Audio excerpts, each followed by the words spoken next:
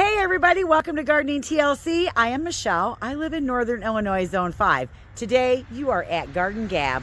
Garden Gab is where we talk about the garden in the garden. We are going to be answering questions from the previous 2 weeks' videos and sharing all of the beautiful garden submission pictures that were sent in by the viewers. They are absolutely gorgeous. Look, the trees are starting to change color. In about a week, here in Northern Illinois, which is Zone 5, we'll probably be at peak color. I cannot wait to go on some hiking trips through the woods just to take in the beauty of what is fall. So come along today and let's answer some questions and look at some beautiful garden pictures.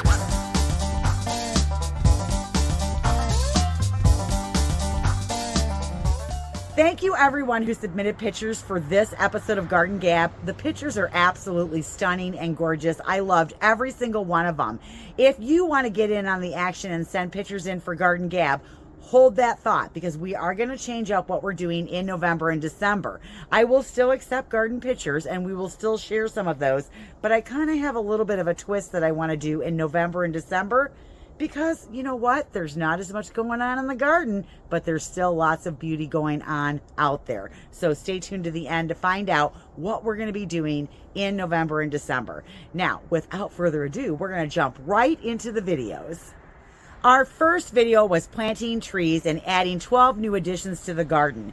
In this video, I planted 3 different kinds of maples. I planted some English oaks, some Newport plums, some ornamental crabs, a Chinese flowering cherry. I loved every selection that I chose to put in the garden. One of the reasons is because I've got future plans for some garden beds, and getting the trees in is probably the most important part if you're planning for the future. They say the best time to plant a tree is 5 years ago or today. The other reason I planted trees is because I want some more beautiful color in my yard. A lot of my trees are just kind of and I really want some that have some excellent fall color, like what you see behind me here. All right, let's answer your questions. I love seeing different groupings on the porch that people put together for their fall pots. For me, doing the pots for fall just brings that vibe into the garden so easy. And I love it when you use the little crocks. I've been looking for one, but I'm having a hard time finding one that's in my budget. Some of them are very, very pricey when you go to look for them at the antique stores. But I love this one. This one comes from Lee Dejabet in Pierre, South Dakota, Zone 3/4. And she writes, just finished my fall porch pot for the Red Wing Croc by our front door. Our local garden center does a porch pot special several times a year and has the best plants. The mums are from Walmart and included the cute pumpkin pot. I love this. Absolutely gorgeous. Thank you, Lee. Our question comes from Jackie Back 2133. Just curious. Did you change your mind regarding planting in front of the woods? I watched your video from about 7 months ago about design in the shade and it was spectacular.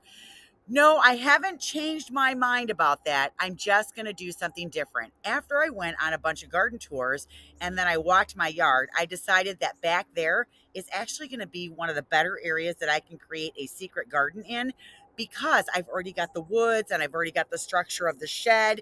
So I'm going to create that secret garden back there, but there'll still be shade elements from that design in the secret garden. I'm just going to turn it into something a little bit different. Check it out, another set of glorious pots by the door. Now, unfortunately, I lost all of my coleus last night in the frost, so I'll be pulling all of those apart. But, oh, I love coleus, and I see you love coleus too.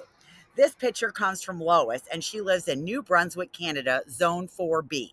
I am sending you this October picture for Garden Gab, as you mentioned in one of your recent videos how much you like coleus, and I do like coleus. I too have become a fan, as after many years of experimenting, I have finally found something that could withstand the south and west facing corners of our covered deck and perform all season. I love coleus for that.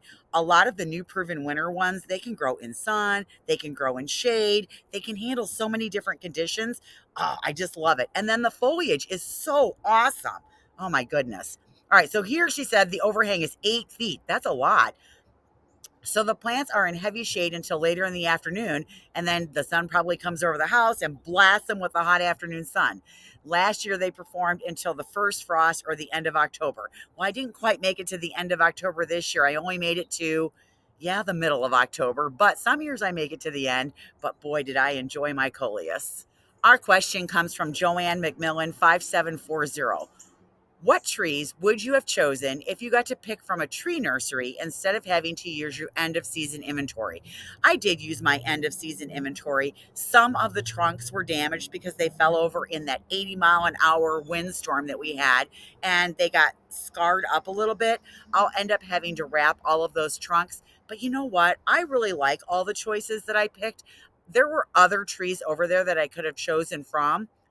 So I don't know. I'm pretty happy. I don't know that I would have chosen anything any different. Maybe. I don't know. I like what I chose. Krista Peters wants to know, do I get a lot of wind and do I suggest staking the trees? Now, if I felt like the trees needed to be staked because the wind was pushing them in one way or another, I would definitely stake them. Most of the ones that I planted were probably 1/2 inch to 3/4 inch caliper. And that means that's how big around the trunk was when I put them in the ground.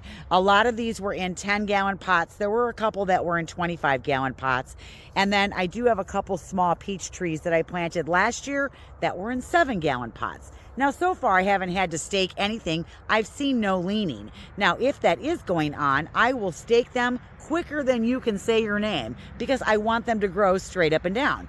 Now, when you stake your tree, though, you only want to do it for a couple of seasons. It only takes that long, especially with smaller containered trees, for the roots to get going and for them to anchor themselves in the ground. So far, I haven't had to do that. But again, if I needed to, I would. You guys have outdone yourself with pots this year. This is from Leanne Sanborn, who lives in Southwest Michigan, Zone 6B. And she says, it's been a stellar season for much of my garden this year, especially the container plantings. And look at that elephant ear with the, I think it's impatiens underneath there. Oh my goodness, you really got that thing to get really big. That's awesome. I never can get them that big unless I put them in the ground. In a pot, I never, ever have great luck making them look like that. That is fabulous. Thank you for the picture. Carol Kauser, 1461 asks, planting for the future, do you have deer pressure? We do, and the deer tear up the small trees by rubbing the racks against the branches and breaking them off and stripping the bark off. Oh, that's so unfortunate, and it's frustrating too. Now, they write that they have to pound T-posts around each newly planted tree, and then they encircle them with wire fencing for the first several years. And that is something that you definitely have to do if you have serious deer pressure like that. I don't have that kind of deer pressure. We have deer. I've seen them, but I have that 16 acres behind my property where my house actually sits. I think there's enough back there for them to eat that they don't come into the yard very often. So far, knock on wood, I have not had that problem. The last question from that video was from Tanis1111. The trees look great, Michelle. Thanks for the video. You're very welcome. Do you think you'll get adventurous and cardboard and mulch a couple future garden beds before winter? Or should I just be quiet? Jake, just kidding. Much love. Well, I did do a couple beds, got them all cardboarded up and got them ready for next year. I actually added a few things to the garden that I had gathered and I wanted to get them in the ground because for me, I think it's better to overwinter them in the ground than it is to overwinter them in their cans, even if I put them in one of our greenhouses. So I did this one right here, got it all cardboarded up.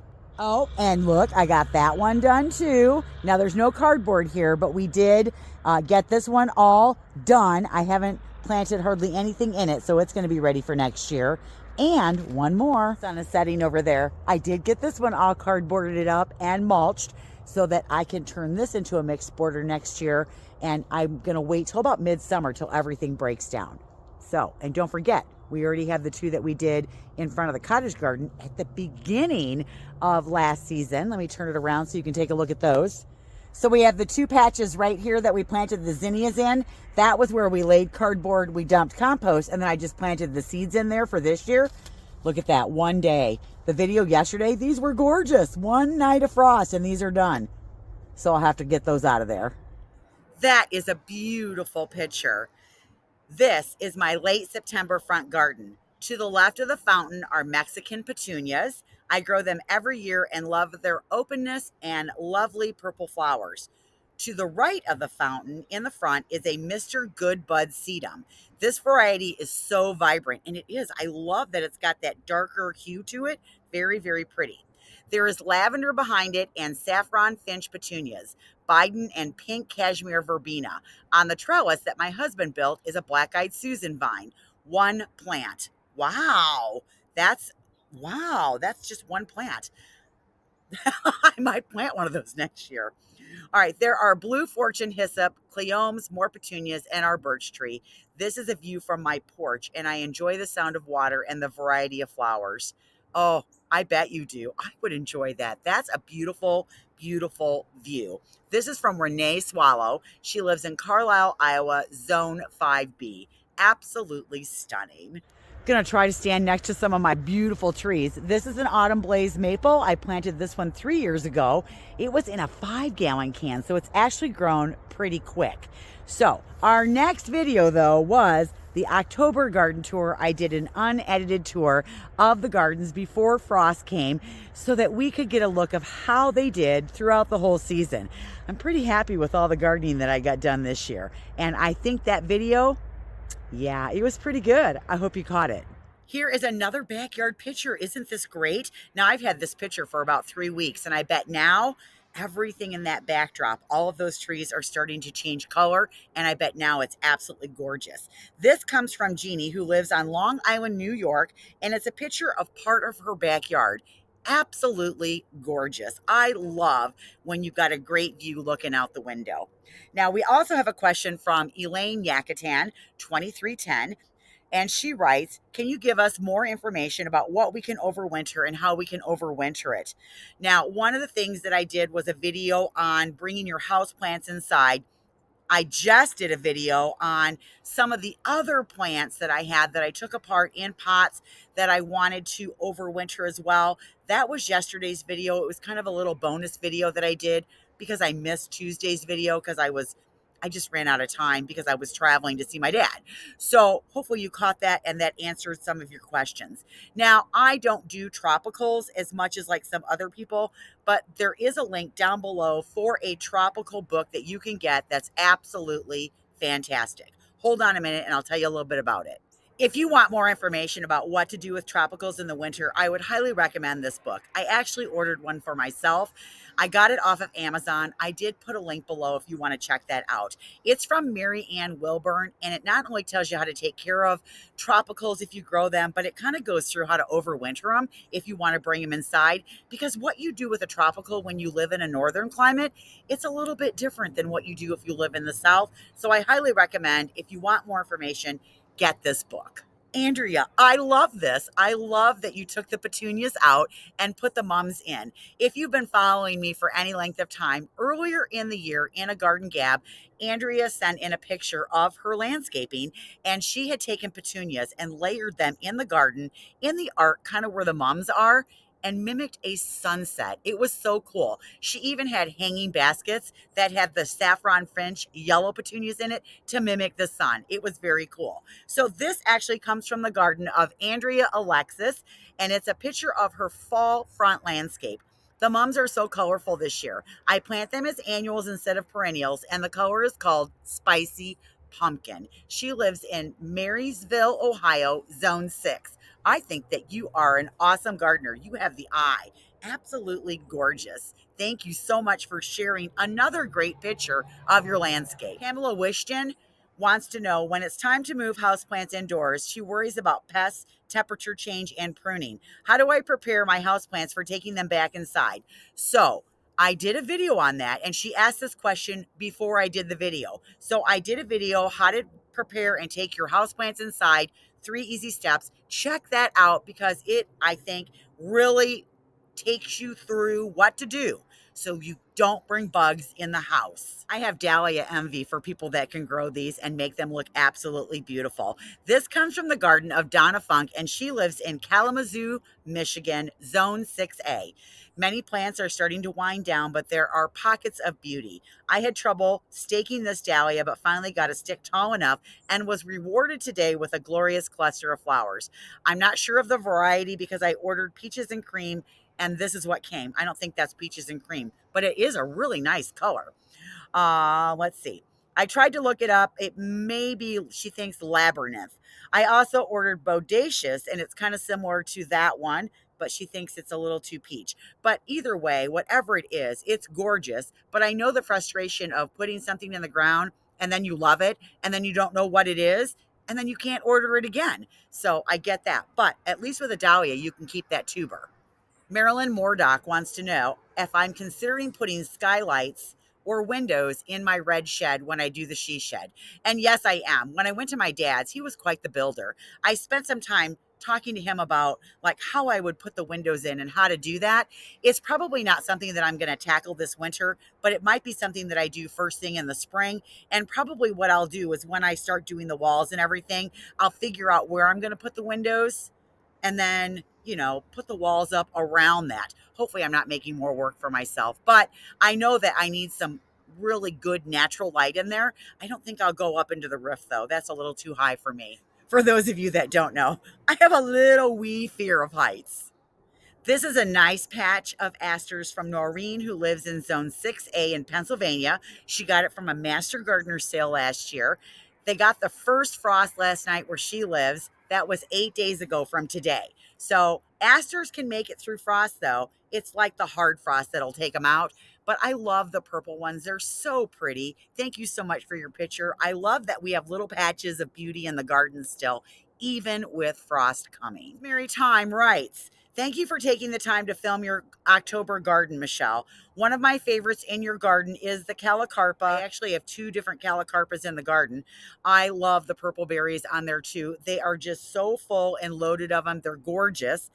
But she wrote that she looked it up and it said that the hardiness zone for the calicarpas was zone 6 through 11.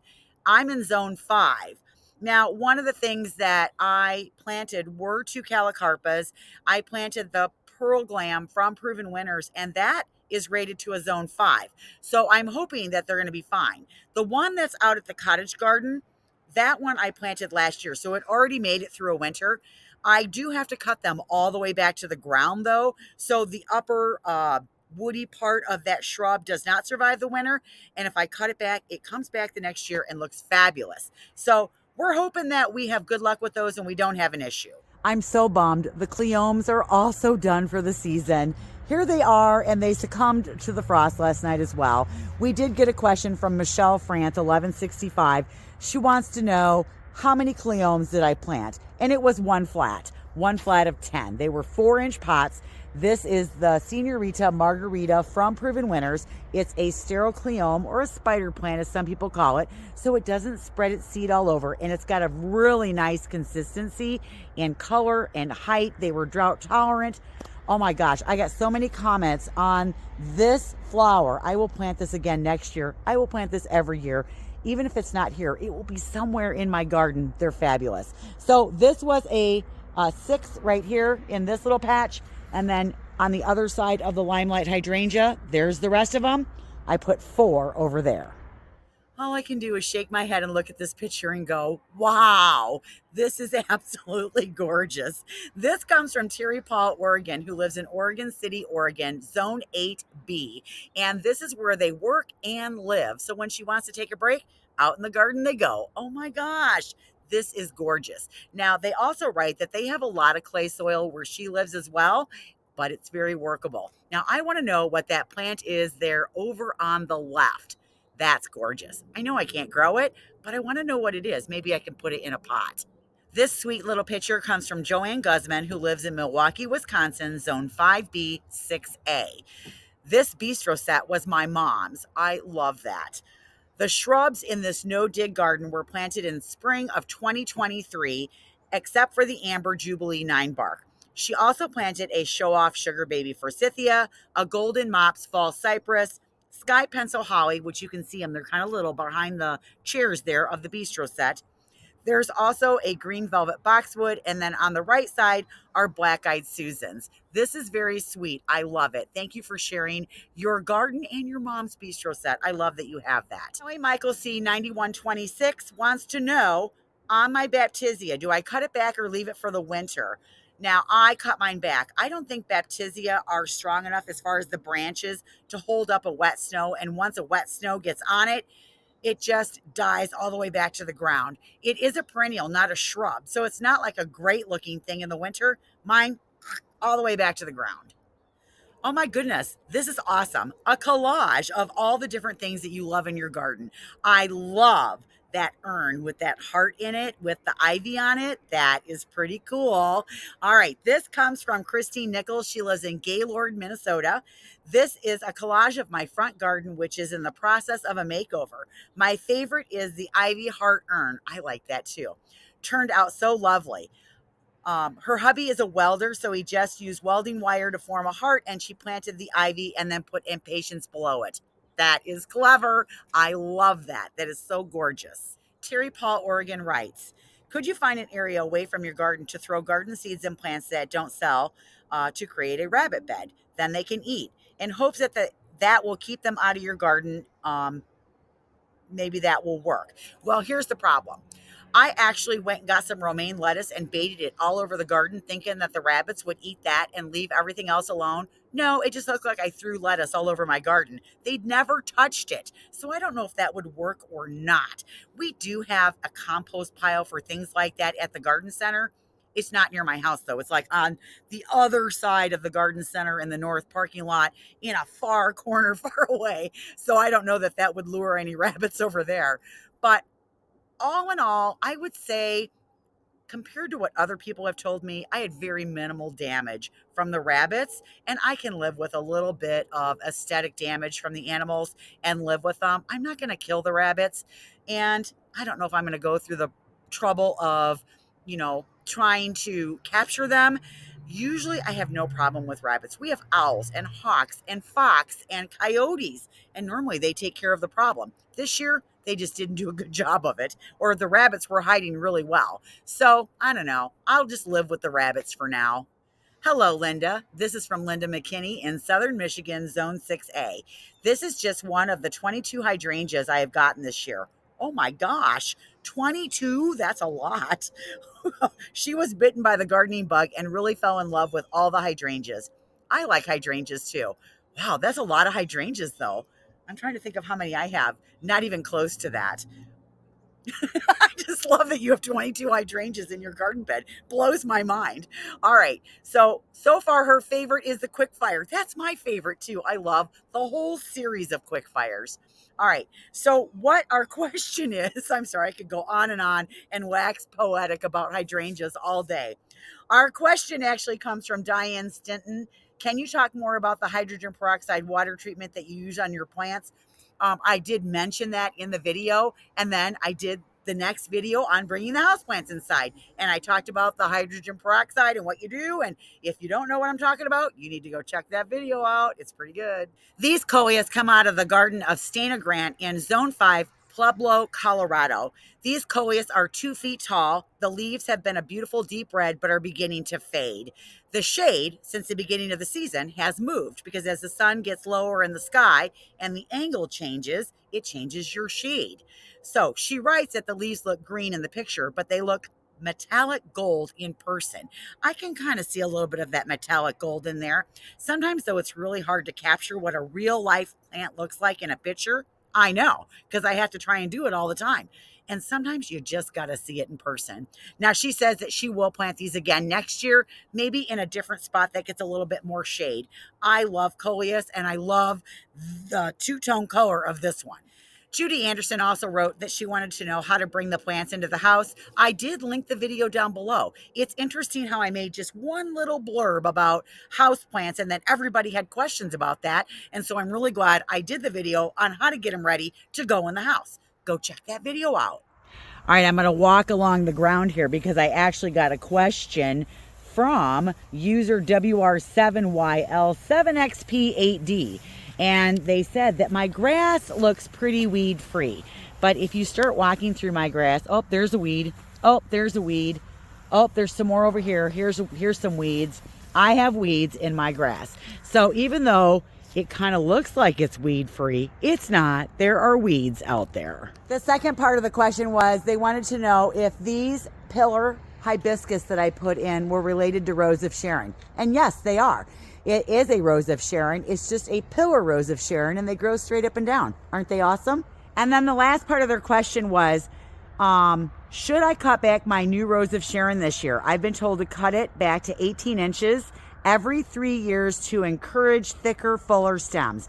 I've actually never heard that before, so I don't know if that's what you should do or not. I do know if you're gonna prune them, you do it when it's dormant. You probably should do it in early spring, and you shouldn't take off more than a third. At least that's what I've always been taught about Rose of Sharons. Now, they do say that you can do a rejuvenation prune on them all the way to the ground. I think it's risky with a Rose of Sharon. I've done it before and lost the Rose of Sharon.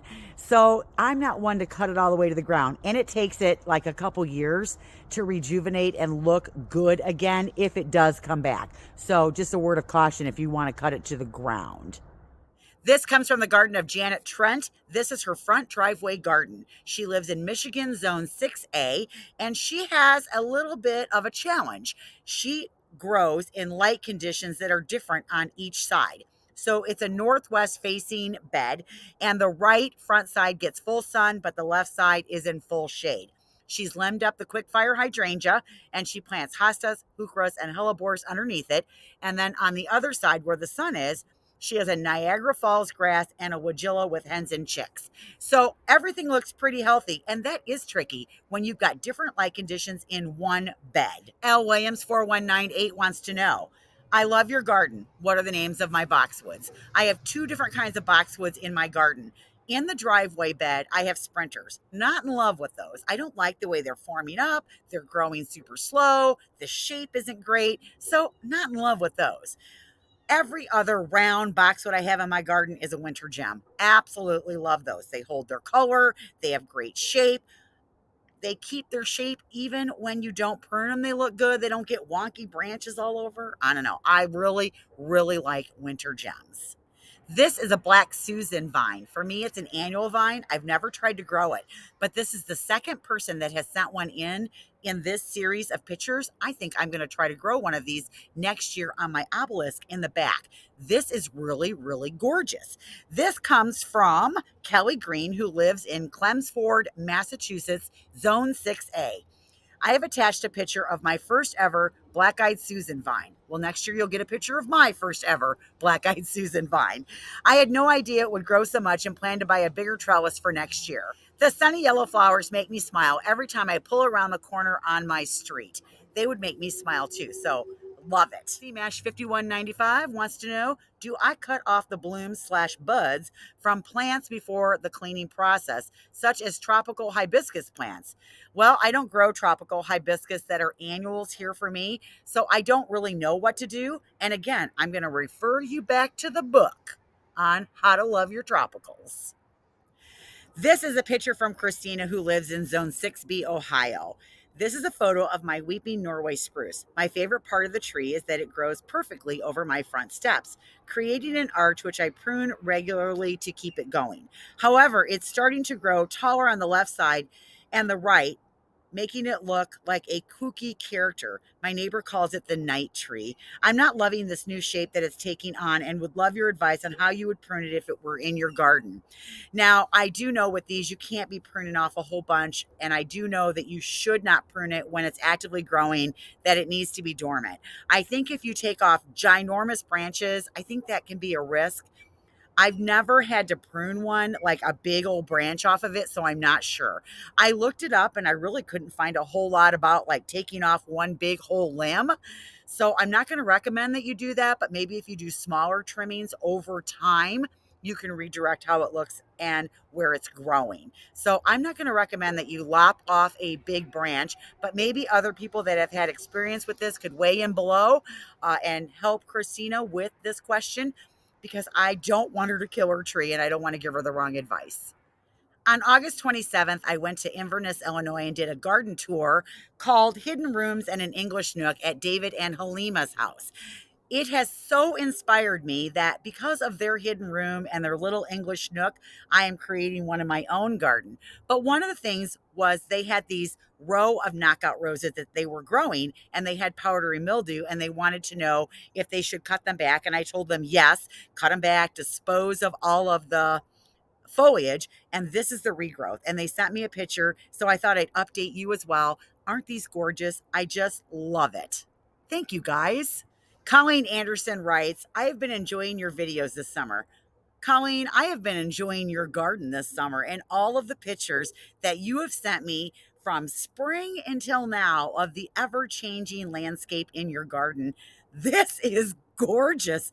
Oh my goodness. I bet that when the sun is either rising or setting, those yellow leaves in there like glow. I can just imagine.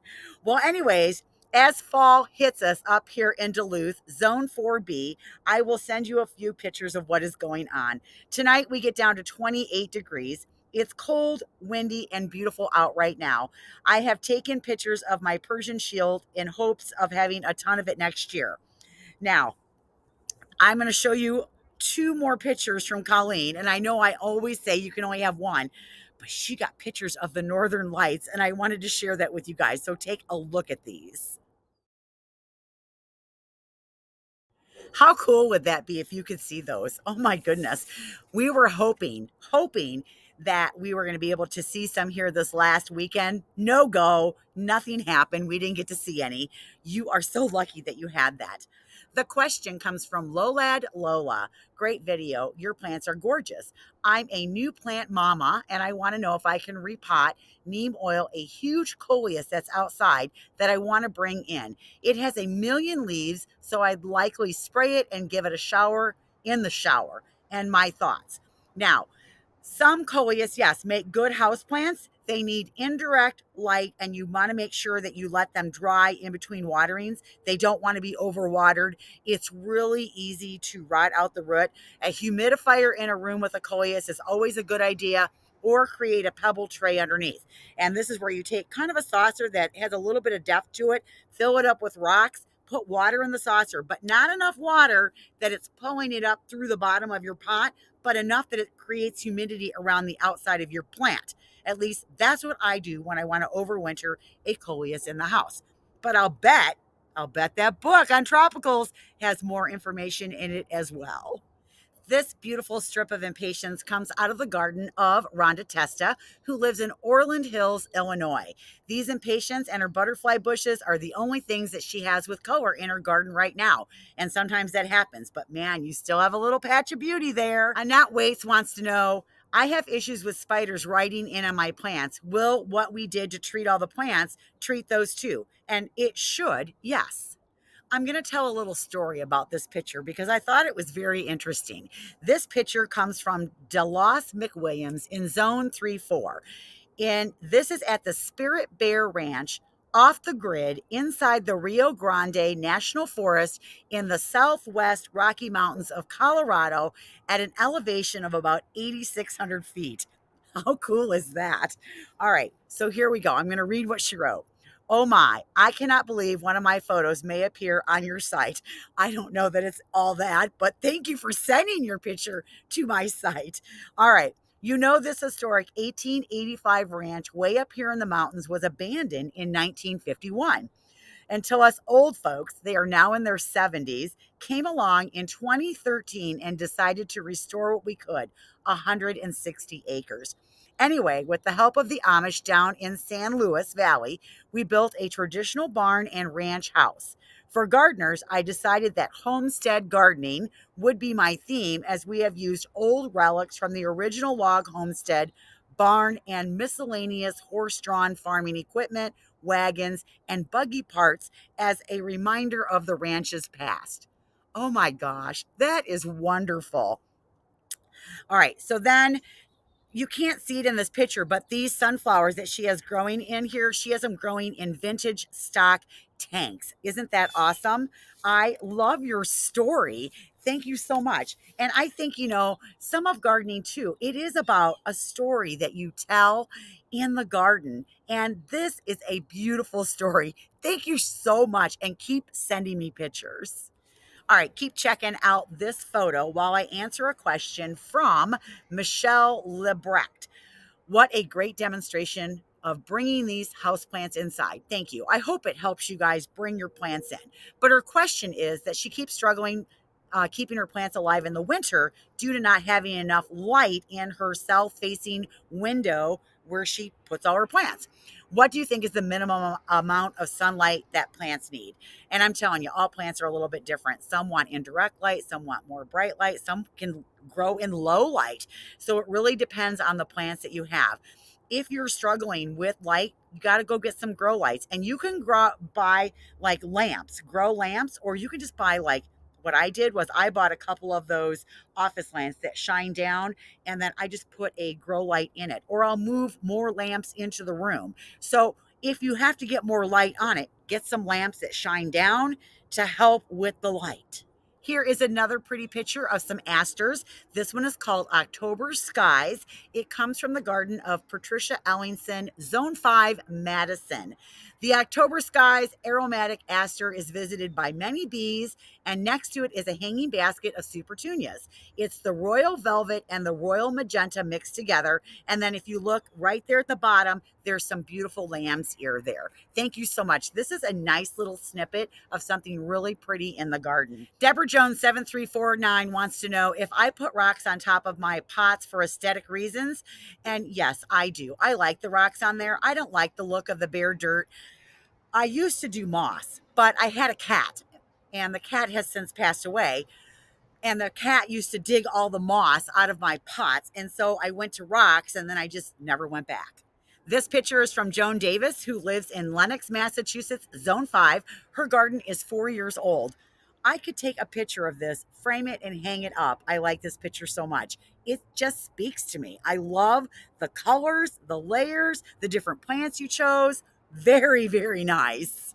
Angie Ketcher 5917 wants to know, how would I do a fern or an air plant?